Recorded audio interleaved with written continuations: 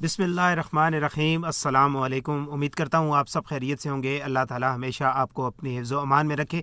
मौसमाइन, आज हम सूरह जिन का एक मुख्तसर सा खुलासा सुनने की सआदत हासिल करेंगे।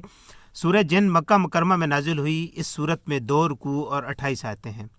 चूँकि इस सूरत में जिन्नात के अहवाल और उनके अक़वाल ज़िक्र किए गए हैं, इस मुनासिबत से सूरत का नाम सूरह जिन रखा गया है। इस सूरत का मरकज़ी मज़मून ये है कि इसमें जिन्नात से मुतल्लिक़ हक़ाइक़ की खबर दी गई है और इसमें ये मज़ामीन बयान किए गए हैं। नंबर 1, इस सूरत की इब्तिदा में बयान फरमाया गया है कि हुज़ूर अकरम सल्लल्लाहु अलैहि वसल्लम की ज़ुबान अक़दस से कुरान मजीद की तिलावत सुनकर जिन्नात का एक गिरोह उन पर ईमान ले आया और उसने अल्लाह ताला की वहदानियत का इकरार किया और ऐलान किया कि अल्लाह ताला बीवी और औलाद से पाक है। नंबर 2, जिन्नात का इंसानों के मुतल्लिक़ गुमान और उनके साथ ताल्लुक़ बयान किया गया है और ये बताया गया है कि जिन्नात फरिश्तों की बातें चोरी छुपे सुनने के लिए आसमानों की तरफ जाते थे और सैयदुल मुरसलीन सल्लल्लाहु अलैहि वसल्लम के तशरीफ़ आवरी के बाद आसमानों पर पहरे बिठा दिए गए।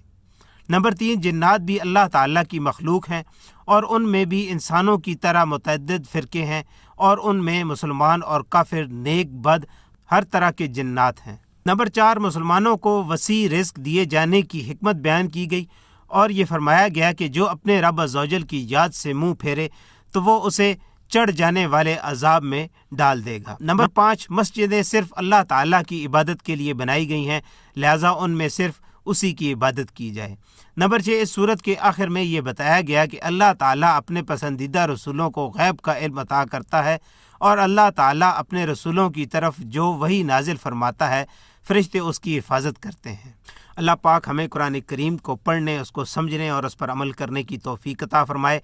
आज की वीडियो आपको पसंद आई है तो इसको लाइक करें और दूसरों के साथ शेयर करें और ऐसी वीडियोस के लिए हमारे चैनल को सब्सक्राइब करें।